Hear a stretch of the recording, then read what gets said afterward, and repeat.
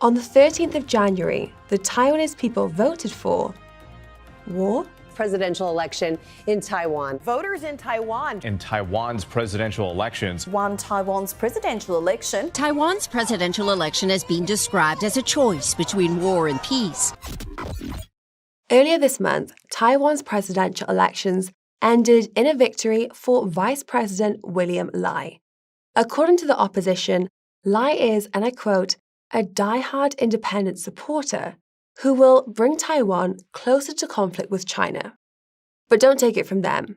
Beijing called Lai a dangerous separatist and the election a, and I quote, choice between war and peace.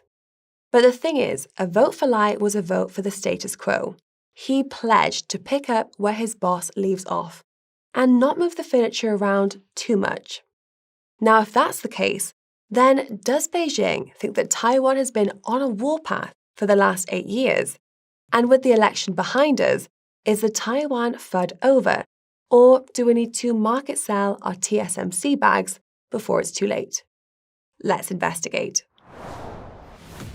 Now, if you've seen any of our previous videos touching on Taiwan, you may remember that we made a circumstantial case for military conflict in the Taiwan Strait becoming more likely. But as we emphasized in that video, we do not suggest that war is about to break out. Rather, that the chances of war seem to be drifting further from zero, and that's something that should never be overlooked anywhere. The fact is that Beijing and Washington are locked into a pattern of tit-for-tat escalation, where each feels compelled to reciprocate in kind because they can't afford to appear weak. Neither thinks that they are the aggressor. Instead, that each believes they're only reacting to the other's provocations. And caught in the middle of all of this is Taiwan. The country of Taiwan has spent its entire history walking a tightrope between two adversarial superpowers. Any sudden movements and things could get ugly fast. That's why Taiwan's presidential elections are always a source of angst for basically anyone paying attention. But as it turns out, after walking a tightrope for 70 years, you develop a pretty good balance. Taiwan's status quo is complex and precarious. Geopolitically speaking, it's been dealt a rough hand. But the island is at peace. It emerged from a 38-year military dictatorship to become one of East Asia's most successful liberal democracies and managed to monopolize the global semiconductor trade in the process. Taiwan is, in all but a name, a sovereign nation-state. That's why for so many foreign observers, the question of de jure or legal independence is a perennial hot topic, especially when the elections roll around. If Taiwan already walks and talks like an independent country, then why shouldn't it stand tall and declare itself so? Well, it's complicated. To answer that question, you have to understand the perspective of the People's Republic of China, which sees Taiwan as a province of its own, gone rogue. The People's Republic of China, or PRC, was born in 1949 after the Chinese Communist Party defeated the US-backed Kuomintang, or KMT, in the Chinese Civil War. The KMT fled to the island of Taiwan and declared itself to be the legitimate government of China under the name the Republic of China, or ROC. This is a bit like if America had a civil war and ended with the Confederacy fleeing to Puerto Rico and declaring itself to be the real America. Washington probably wouldn't have taken it sitting down, right? Countries do tend to draw red lines over territorial claims. Well, fast forward to the 2020s, and PRC hasn't forgotten its renegade province. As is normally the case with matters of territory, the government still considers Taiwan to be a core interest, meaning it's something worth going to war over if necessary. Yes, the year 1964 has begun, and to commemorate the new year, we asked some young people how they think the future will look in 60 years' time. What will the world be like in the year 2024? There'll be so many people that they'll have to have an overflow into the sea. I think whenever we have a question, we'll just ask a computer and it will tell us the answer. Everyone will have their own flying car and they'll just be flying around all over the place. or I may be at the funeral of a computer. I don't think there'll be politicians or anything like that. I think there'll be monkeys, and they'll be in charge. Yes, I think the Coin Bureau deals page will be the place where all the best deals in crypto can be found. No doubt about it. It'll be absolutely fantastic. Because there'll be more cures for the diseases, and not so many people will get sick. Anyone who's got any sense will store their money on their own hardware device where no one will be able to get it. And they'll use the Coin Bureau deals page to get the best discounts on those devices. All dogs and cats will probably be robots by then, and you won't have to take them to the vet or anything, really. I think when you sign up to an exchange on the Coin Bureau deals page, you'll get discounts on trading fees of up to 60%. It'll be lovely. I expect they will set aside parts of the country solely for recreation. One day, the Coin Bureau deals page will offer up to $50,000 in sign-up bonuses on some of the best cryptocurrency exchanges. I can't wait. I really can't. It'll be splendid. So, there you have it. The year 2024 is going to be quite incredible by all accounts. The future's bright. The future's Coin Bureau. There's nothing you can do to stop it. But that's not to say that things haven't changed. The PRC hasn't moved on, but the ROC certainly has. Across the strait, whole generations of people have come and gone, and with them, ties of kinds to the mainland have faded. This is borne out in decades of surveys by the Taiwan Election Study Center, which ask islanders about their national identity. Check this out. In 1992, when these surveys began, around 46% of respondents said that they were both Chinese and Taiwanese. 25% said they were Chinese, and just 18% responded simply Taiwanese. But by the 2020s, islanders were singing a very different tune. In 2023, the proportion who said they were both Chinese and Taiwanese fell to 30%, and just 2.5% of respondents described themselves as Chinese. That's a minus 10x on Chinese identity in 3 decades. Bullish for Taiwanese nationalists, though. According to a separate poll by Pew, 67% of respondents now identify themselves as Taiwanese. Now, the cause of this trend is varied and complex, but perhaps most conspicuous among them is PRC's treatment of Hong Kong in recent years. An entire generation of Taiwanese voters grew up watching the spectacle of Chinese authorities trying to stamp out anti-government protests next door. As it turns out, the sight of the PRC strong-arming Hong Kong over what was a pretty tame social movement didn't inspire feelings of Chinese oneness in neighbouring Taiwan.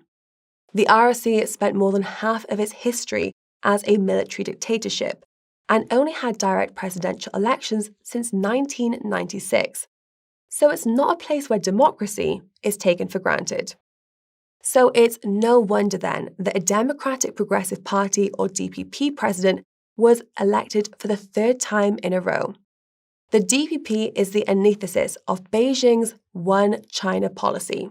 The incumbent president, Tsai Ing-wen, swept into power in 2016 and won a landslide re-election in 2020 on a series of pledges to defend Taiwan's territory, democracy, and right to self-determination. She pledged to increase defense spending, extend military conscription, and has been promoting the Democratic Taiwan brand around the world. She also sought closer relationships with governments inside America's sphere of influence, including Japan and a number of Southeast Asian countries. Now, if none of this sounds like the behavior of a mere province in the PRC, well, no kidding. Tsai Ing-wen's policies marked the end of 24 years of relatively closer ties with Beijing. You see, in 1992, the Kuomintang government had met with the PRC and agreed that there is only one China, while tacitly agreeing to disagree over what this meant.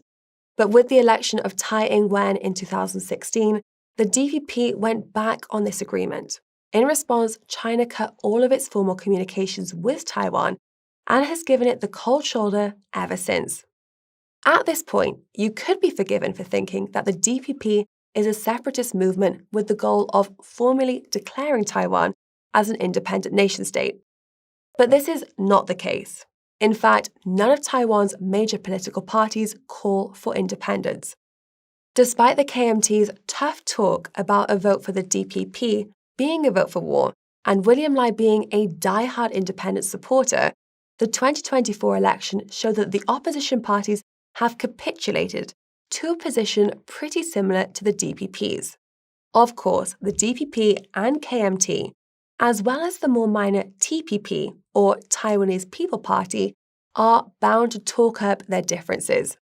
But when it comes to actual policy, none of them propose anything that would really upset the status quo. Now, this is not to say that there isn't support for independence in Taiwan. On the contrary, a 2023 poll by the Taiwan Public Opinion Foundation found that just shy of half of all respondents are in favor of independence. The poll showed that independence was the most desired outcome for Taiwan in every city and county on the island, bar one. Less than a third of respondents supported maintaining the status quo, and fewer than 12% wanted reunification with China. So it seems to us that if maintaining the status quo comes first in Taiwan's politics, it's probably just because it's a weak form of independence and the best thing that the island can get for now, given the PRC's intimidation. Speaking of which, Beijing stands accused of trying to pressure Taiwan with a variety of underhand tactics. These range from too close to comfort military exercises in Taiwan's vicinity to poaching the small number of foreign governments that Taiwan can officially call friends, and even the physical sabotage of Taiwan's communication infrastructure. Now, not everyone is as shaken over Chinese military training as Western reporting might have you believe. According to Brian Heo, a Taipei-based journalist and critic of both China and the US, Chinese military drills, and I quote, are not usually perceived as a threat in Taiwan. He argues that they, and I quote, occur with such frequency, nearly daily, that it just becomes background noise.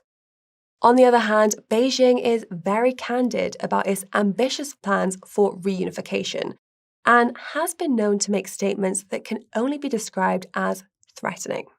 For example, the day before Taiwan's 2024 elections, China's army promised to, and I quote, firmly crush Taiwan's independence attempts of all forms. And when it comes to foreign relations, China's diplomats have been peeling away Taiwan's small band of friends one by one. 2 days after the 2024 elections, the Pacific island of Nauru flipped alliances with the PRC and announced it would cease, and I quote, official exchanges with Taiwan. Nauru was one of Taiwan's last remaining diplomatic allies and is now the 10th foreign government to have switched sides from Taipei to Beijing since Tsai Ing-wen was elected in 2016. There are more well-documented sides to China's efforts to isolate and pressure Taiwan. But one underreported angle is the mysterious severing of undersea internet cables around the island. In February 2023, Taiwan's outlying Matsu Island was left without internet service for over 2 months as the undersea cables it depended on were cut. Taiwan's National Communication Commission claims that 2 ships flying Chinese flags were responsible and says that this was the 27th such incident of cable cutting in the last 5 years. This is just a small example to show that the PRC is by no means passively hoping that Taiwan will fall back in its lap. It is actively running overt and covert operations for this purpose. But crucially, huff and puff as it might, Beijing could not dissuade Taiwanese voters from returning for a third DPP presidency. So how have the Chinese taken the result? Well, if early indications are anything to go by, it seems like Beijing has piped down since the election.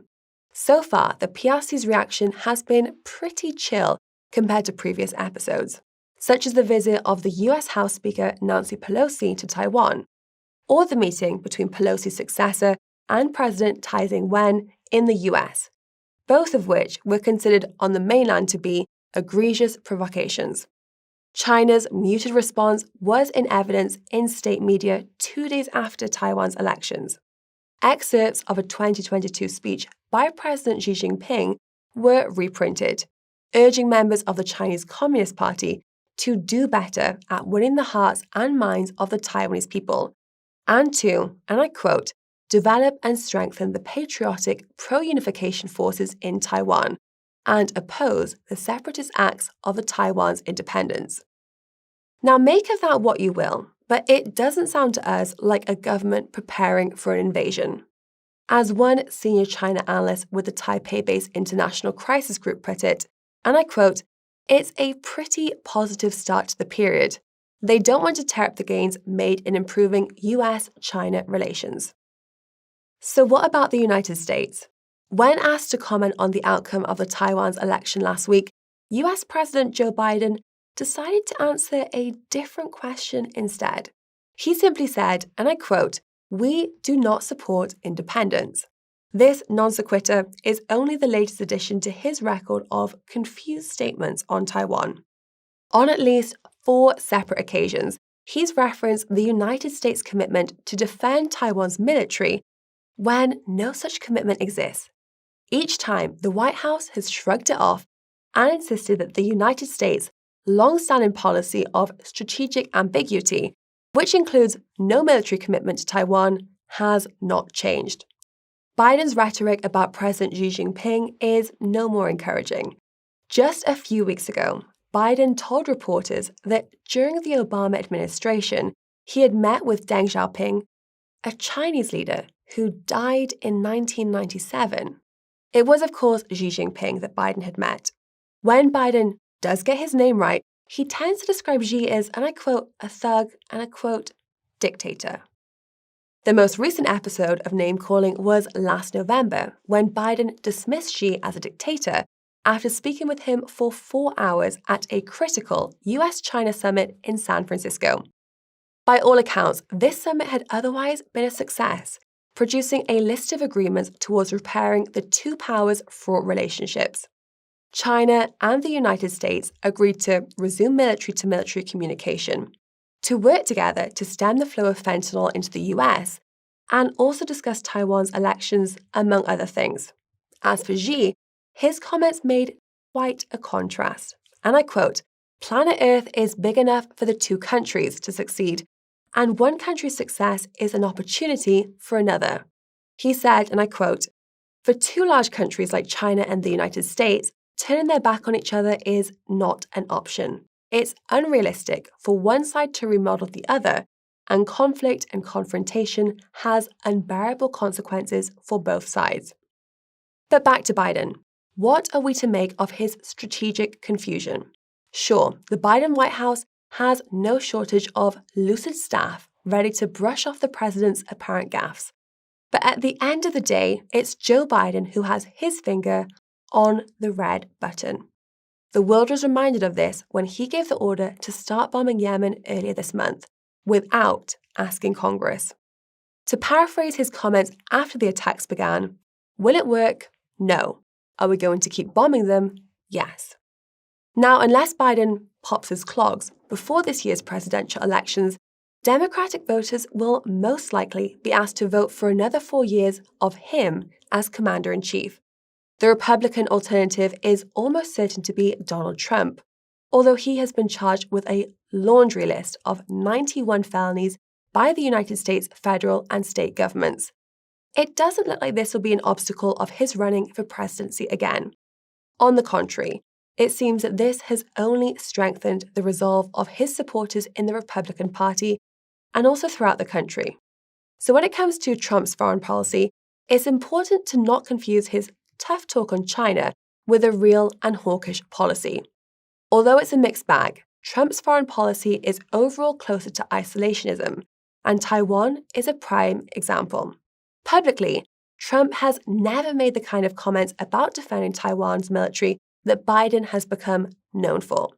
And privately, he reportedly told one Republican senator in 2019 that if the PRC was to invade Taiwan, and I quote, "there isn't a thing we can do about it." Make of that what you will. But we reckon that out of the two candidates, Biden might be more of a wild card when it comes to Taiwan. If Trump is elected, at least Taiwan won't have to wonder if the US would intervene in the event of an invasion. Now, with that out of the way, we can turn to the question on everyone's mind. What does all that mean for my portfolio? Well, number go sideways, maybe. Look, it's been just over a week since Taiwan's elections, and William Lai won't be president until May. Of course, anything could happen between now and then. But based on the information available, at the moment, we don't think it's time to sound the alarm. And about that war narrative peddled by the PRC and the KMT before the election. Voting for the same party that has been in government for the last 8 years, is it going to bring Taiwan closer to war? I mean, I guess it's true in the same way that Bitcoin going from 41K to 42K is going to bring me closer to a Lamborghini. It's not wrong, it's just drastic. Well, that's all for today's video. If you learned something new, drop a thumbs up to help more people see this. If you think we missed anything important or you have a different view, let us know in the comments. And if you haven't already, now is the perfect opportunity to subscribe to the channel. While you're at it, ding the bell icon so that you can catch the Coin Bureau videos when they're fresh out of the oven. As always, thank you for watching and I'll see you next time. This is Jessica signing off.